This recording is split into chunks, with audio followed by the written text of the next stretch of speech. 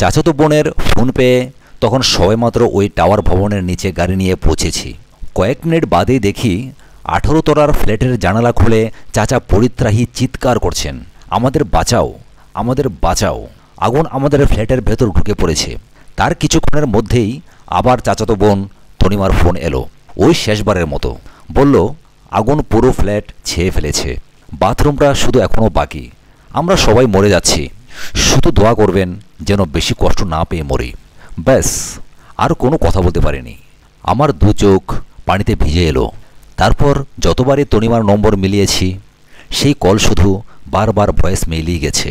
লন্ডনের লাটিমার রোডের কাছে গ্র্যান্ডফেল টাওয়ারের ভয়াবহ আগুনে স্বজনদের হারানো ক্যানিংস্টনের আব্দুর রহিম এভাবেই বিবিসির মানসী বড়ুয়ার কাছে বর্ণনা করছিলেন কিভাবে ভয়াবহ আগুন গ্রাস করে নিয়েছে তার চাচা কমরু মিয়ার পরিবারকে।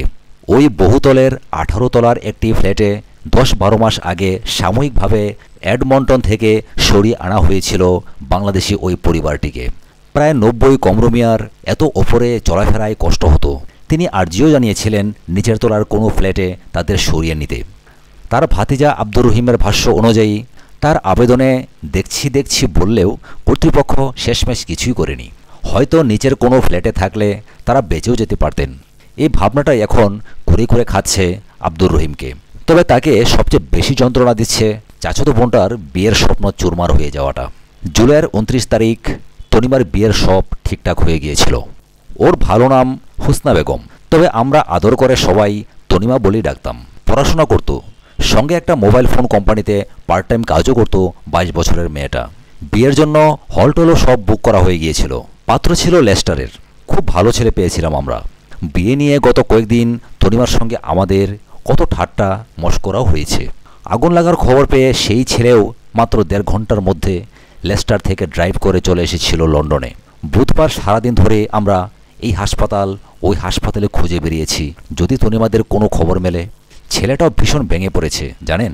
এত সুন্দর একটা সম্পর্ক তৈরি হওয়ার আগেই এমন করুণ পরিণতির মধ্য দিয়ে শেষ হয়ে গেল, এটা ভেবেই দীর্ঘশ্বাস ফেলেন ক্যানিংস্টনের বাসিন্দা আব্দুর রহিম। আবারও গলা ভারী হয়ে আসে। বুধবার মধ্যরাতের পর ঠিক রাত 1:37 চাচাতো বোন তনিমার ফোনেই ধরফর করে ঘুম থেকে ওঠেন তিনি। আমাদের বিল্ডিংয়ে আগুন লেগেছে, আমরা বেরোতে পারছি না, কোনো রাস্তায় যাব বুঝতে পারছি না, আপনি জলদি আসেন, মেয়েটা ভয়ার্ত গলায় বলেছিল তাকে। আমি যখন গ্র্যান্ডফেল টাওয়ারের দিকে ড্রাইভ করছি তখনও ব্লুটুথ দিয়ে ফোনে ওকে বলছিলাম সিঁড়ি দিয়ে নিচে নামো তোমরা। তনিমা তখন শুধু বলল ধোঁয়ায় সব অন্ধকার, কিছুই ওরা দেখতে পাচ্ছে না।